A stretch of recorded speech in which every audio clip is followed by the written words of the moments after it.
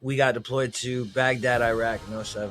We were part of a unit that hunted high-value targets. So the intel community within the military apparatus had developed a list of leadership of terrorist organizations that we were fighting over there. They had a Navy unit, and this was all top secret at the time. Now it is not. We used to track phones, triangulate where the terrorist was based off how the phones were hitting off the towers, and then they would call us in and we would go in and get them. On that deployment, man, I went through a lot. I had a fiance. I got her pregnant on R&R. Went back thinking that I was going to be a dad. You know, the details of what happened are unclear, but she said she had a miscarriage.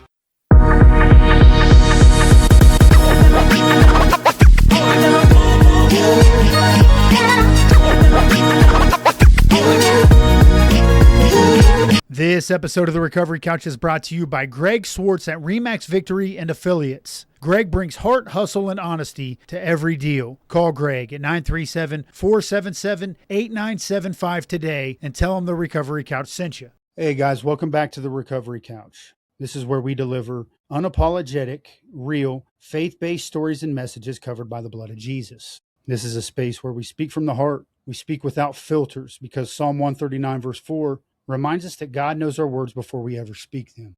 Romans 5:8 tells us that while we were still sinners, Christ died for us. That's why the Recovery Couch exists, to meet people exactly where they are. Because here, we believe, when you offer someone a space to be real, you're also offering them a space to heal. I'm here with a good friend of mine today. I'm so excited for this episode. This gentleman, when I was at one of my lowest points in homelessness, offered me a place to live. Daus Hempker is a United States Army veteran. He's also the secretary of Licking County After Action Network, which is a nonprofit organization that works with elderly veterans and speaks on suicide awareness. Daus also works with Champions, which is another nonprofit organization. Feed the homeless and spread the gospel through Bible study. He's doing amazing work. He's doing kingdom work, and I'm excited to welcome him to the show today. Daus, how you doing? Good, man. How you been? Yeah, man. So good. So thank you so much for the brother you've been. And thank you for coming on the show. Thank you for inviting me, man. Yeah. Blessed to be here. Yes, sir. So suicide awareness, man. It's a big deal to talk about suicide awareness.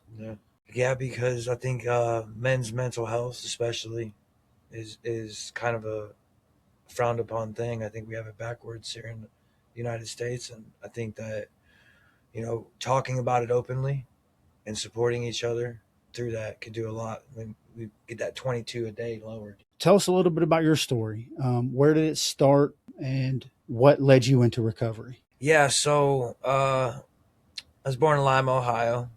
Grew up in a small country town, Ohio. You know, out there, cornfields, where they make all the footballs, Wilson Football Factory. Make all the footballs for NFL. I had it wasn't a terrible childhood, but there was some issues, and so I really didn't have a whole lot of options. So I joined the military, 2006, right after I graduated high school. Did basic training, Fort Benning, Georgia, Airborne School, Fort Benning, Georgia. Remember like yesterday. Got stationed over in 101st Airborne, and went to Air Sergeant School. Was doing pre-ranger, doing my thing. You know, 18 years old. I bought me a new car for the first time, so I thought I was a hot shot with a crazy interest rate, you know.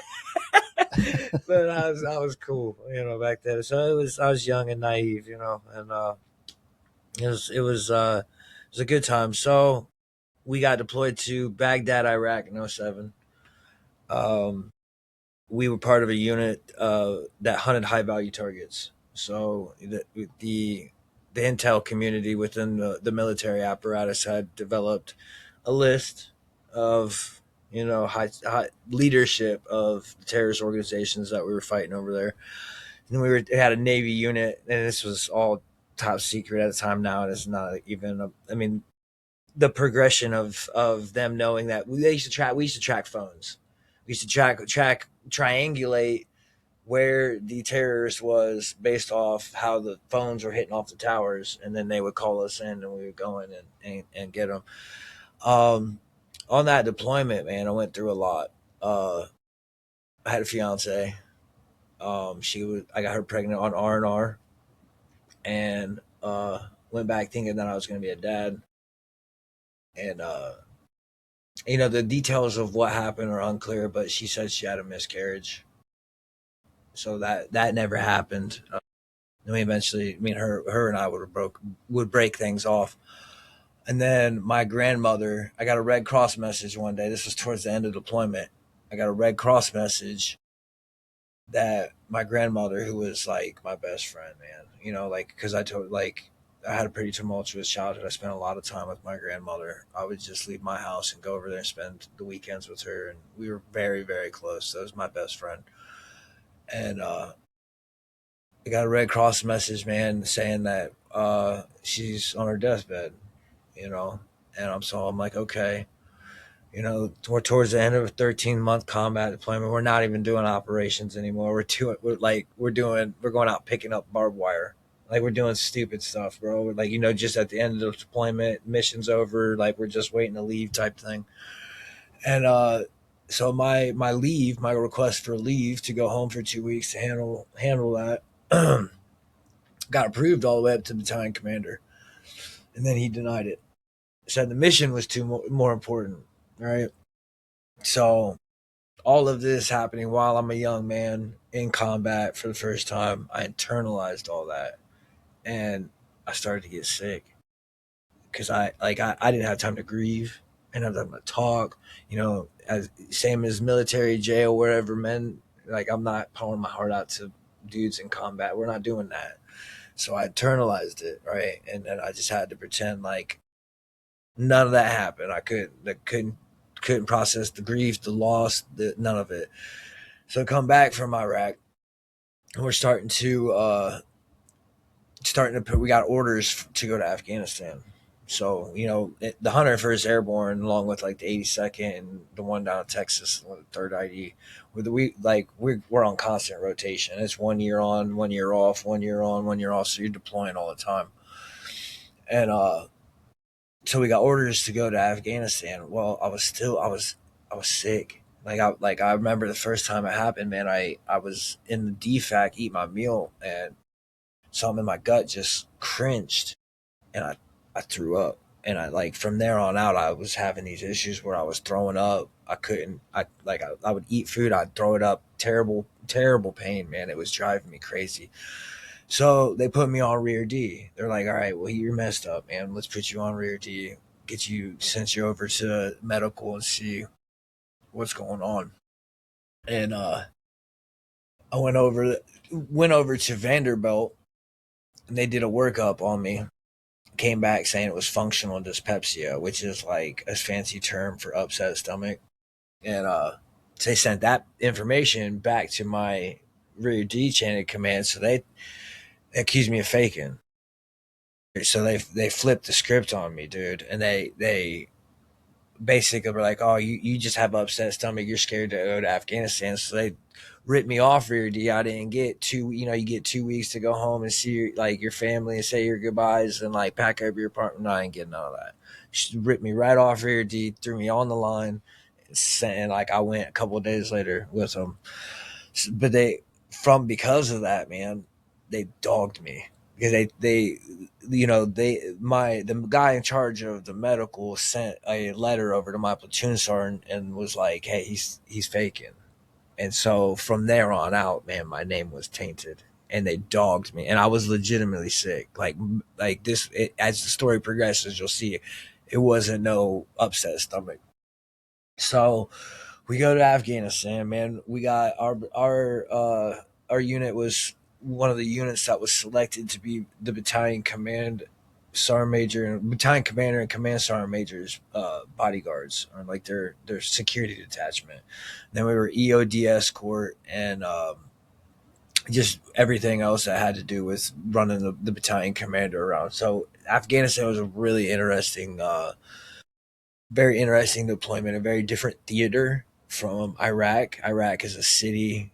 They're not well equipped to fight as like the Afghanis and the Taliban are. So it was a different in the Arghandab River Valley during the Operation Dragon Strike time. So there was no one had ever really taken Pashmul from the Taliban before, so they sent the 101st and other units obviously down there to take that.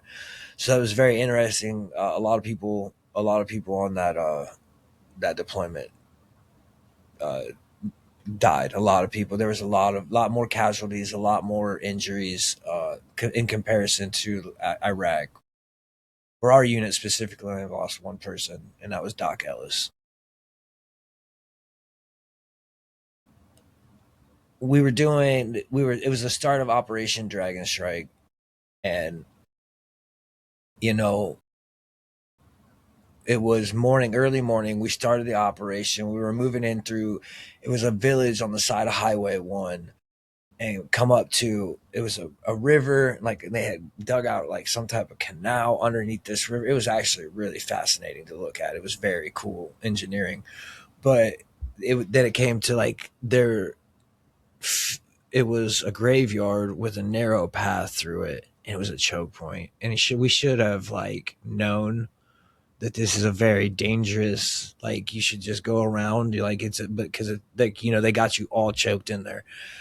And but we didn't, so we kept on pushing and came up to, it was like a pipe, water was underneath it, and it was a pipe over it. My buddy Tyler, he's like my best friend from the military, he was standing there. Little did we know is that there was a bomb right there, right next to the tree, right there before the pipe, right there. And he at this point he's standing on it, and I'm right behind him, and he crosses over the pipe, goes to the left, pulls security, tells me to come. I'm crossing the pipe. I go to the right. I get over to the corner of this thing. I go to turn around, and I had an Afghan dude behind me carrying an RPG. I go to turn around and tell him, come on. And when I turn around and tell him, come on, I'm not sure how this this device was like set up, but for whatever reason, it didn't go off on me and Ty. It went off on the homeboy behind me, and it just uh, all I remember seeing was that man disappear, like disintegrated him. And then the rest of our squad was behind them. So we had, me and Ty had got cut off from the rest of them. There was a canal right there. So anyways, that the dust settles, like your ears are ringing, you're trying to like figure out. So my first instinct is to call out the Ty, because I can't see him, and I don't know if he's hit. But all I hear is somebody screaming, right? So it's ringing. I'm trying to see. All I hear is screaming, and so I call out to him. He calls back out to me. We're good. So I come down there to him and look down into the canal, man, and there's this Afghani guy down there, another one. Because our squad is still over here. Like I think they're dealing. I don't remember because I wasn't focused on that, but I think they're dealing with whatever injuries because 9 of us got wounded. So there's a whole lot of mess going on over there. And we pulled this Afghani guy out, man, and cut his shirt off, trying to help him. And like the wounds, the shrapnel wounds had cauterized as they were going through. So like he wasn't bleeding. He was like, it was like internal. But whatever is going on there is above my pay grade. I can't help him. Like if he's not bleeding, I have nothing to cut off the blood. I like even cleaning his wounds right now is just silly because we're out in the field, like you know what I mean. So like there's not a whole like, and I'm not a medic. I'm an infantry guy, so I don't have morphine, so I can't do anything for this dude. Right? He's just screaming out. So we our guys come in, we get in, get everything right. So it's kind of how I ended up back at the 101st. Eventually, when I got back to the 101st, they put me in what was a warrior transition unit, WTU unit at the 101st, to try and figure out, you know, what was going on with my gut. Because again, this had started in 2007 at the end of 2008 when we were in there. So when I came back, that's when that sickness started. And I spent 2 years, and you're supposed to spend 6 months in WCU. I spent 2 years of them I went to Fort Sam Houston, Texas. I went to Vanderbilt. I went to Ohio, like everywhere, dude. Just trying to like get different opinions, get things figured out. They were like they just eventually after 2 years they just chat like they medically retired me. Like we don't know what's going on with you. Like we in 2012 when they sent me to Fort Sam Houston, Texas in 2012, it was to perform an open abdominal surgery. This episode of the Recovery Couch is brought to you by JB Davis at South Dayton Toyota. For integrity, service, and unbeatable deals, call JB and his team at 513-267-5225 and tell them the Recovery Couch sent you. So they they cut me from my sternum to my belly button, pulled out, the intestine and stomach that's right there to get back to a ligament in the celiac artery. And what they were calling it was median arcuate ligament syndrome. Now it wasn't that, but this is important for the story. So like the first one, so usually your celiac artery, the median arcuate ligament wraps around your body like this, and your celiac artery goes down. You got three main arteries that come through your body, feed your organs, right? Celiac artery is one of them. And the median arcuate ligament usually goes above or below people's or whatever. For whatever reason, my anatomy, my celiac artery runs through my median arcuate ligament. So like they were saying, the theory is that my celiac artery was being cut off by my median arcuate ligament, and that was the source of my vomiting and my pain and all my stuff in my gut, right? So that was their working theory. And so they went ahead and did the first open abdominal surgery. Got worse. Got exponentially worse. And it was so bad that I couldn't even take care of my dad had to quit his job while I was still in the army, bro. I had to quit his job, come down to and take care of me, and they had to have somebody else ETS me out of the army because I was not physically capable of the rest of the time. That's how sick I was. So it was bad. I spent years, dude, years. I mean, like over a decade. It was over a decade going to doctors. I had my second open abdominal surgery in 2016. This is at this time. By this time, 2016, I am prescribed opiates, but I'm also using. So this is where it starts. I I I had gotten, dude, the pain was so bad and I could not eat and like I could not sleep, and I mean the pain was, anybody who ever seen me from that time frame when they seen this, like it was like you should go to the hospital, inhumane type thing. And I had went to the emergency room over and over and over again every time this would happen because it was so chronic, and eventually got to the point where the emergency room thought I was just coming in there to get opiates when I was legitimately hurting. But like yeah, I wanted opiates, but that's because I was like so like it was just this weird vicious cycle, bro. You know what I mean? Like it may, I know what it presented to them, but like at the same time I'm like being like I'm miserable, dying. So after years of that, and doctors like dehumanizing you, like when you have something legitimately wrong and you come to them with the confidence, like, hey, these people are gonna help me, or at least try to help me, right? And they're gonna like, I can trust them. And that's not the case, So like I went through the gamut of different things with these doctors, bro, telling me that it was in my head. I was making it up, all this craziness. So I had my second open abdominal surgery in 2016, man. By this time, I had been baptized for the first time, and I remember distinctly uh, why I did it. And it was because my intentions were, in my mind, it was a transactional thing where, like, okay, I'll publicly declare that I'll follow you if you heal me conditionally. So I was given the Messiah conditions. Like, hey, I'll do this for you, but I'm gonna need you to do some things for me. And it's not how things work, bro. So, needless to say, after that baptizing, things didn't get better. 2000 and I want to say 17. It could be 18, but I want to say 2017.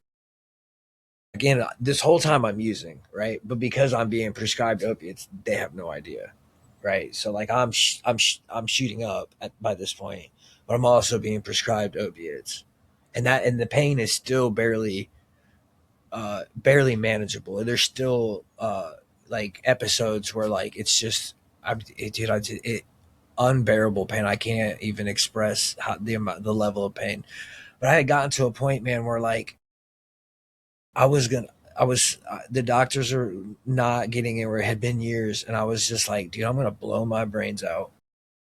If I got two options, they can't fix me. They're telling me I gotta live this way, or even worse, it's in my head and I'm doing it to myself. So now I'm losing my mind, right? And I was like, dude, I'm gonna like, I don't know how many nights I sat with that pistol, dude, like ready to, like, it would, I wanted to so bad. I wanted to give up so bad. Like, dude, like, this is pointless. Like, you know what I mean? Like it was that bad. So I had two options, man. At that point in time, I was blow my brains out and end it, or I shoot up, I numb the pain, and maybe buy myself some time. Maybe something will happen, or maybe the doctors will figure something out. But in the meantime, like, I can't take the pain no more, bro. I can't, or I'm gonna kill myself. And like, so like it was, like, people are like, well, why would you shoot up? Like, dude, you've never been put in a situation where like you like it was do or die, bro. And I had no choice but to do the very thing, like, because opiates are expensive. You buying prescriptions off the street, you're paying buku compared to fentanyl.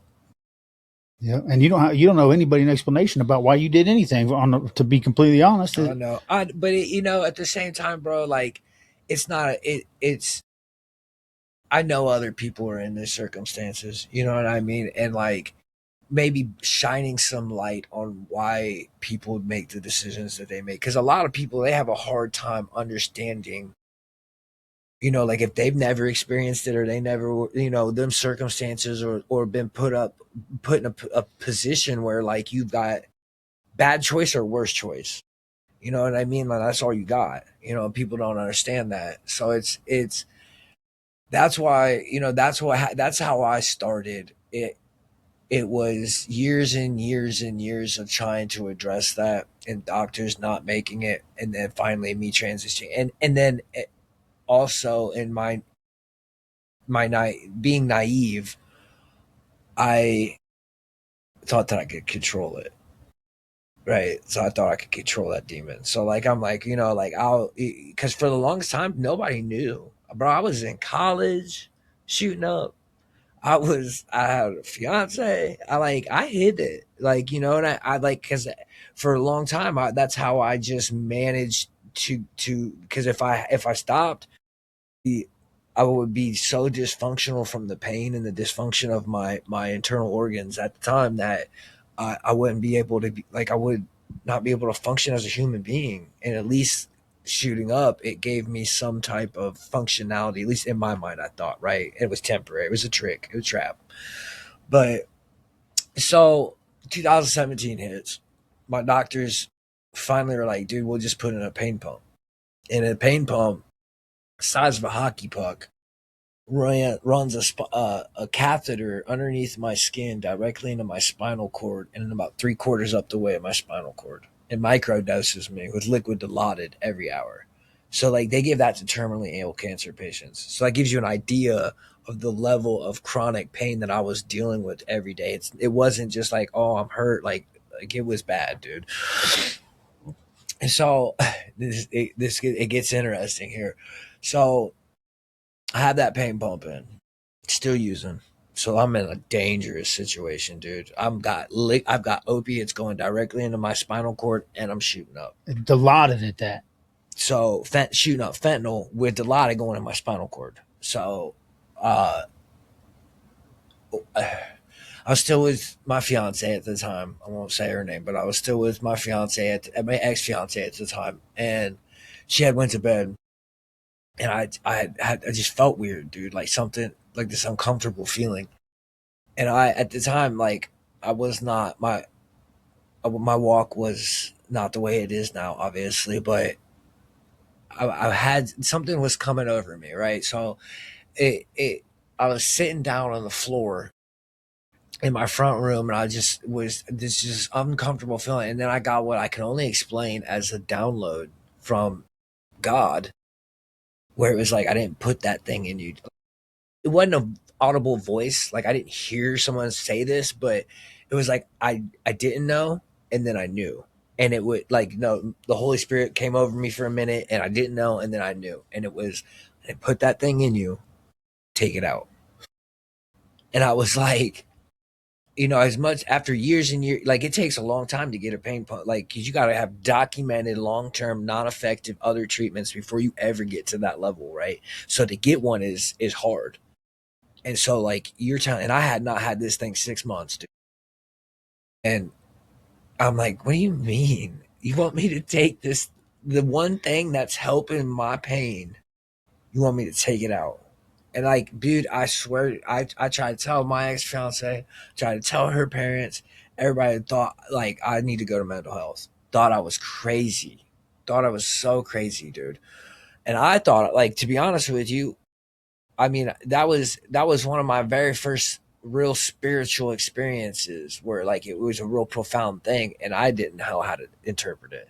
I didn't know how to, like, I wasn't sure if I was crazy, dude. Like, but it was so powerful and so moving that I knew that I had to. I knew that was God. I knew it was a Holy Spirit God moment where He was like, "Hey, man, I'm talking to you. I need your attention. I need you to do this." And so I told everyone around me, even my own dad called me dumb, man. And everyone around me called me like crazy. Like, what are you doing taking that out? So I went to my doctor's like, I need to take it out.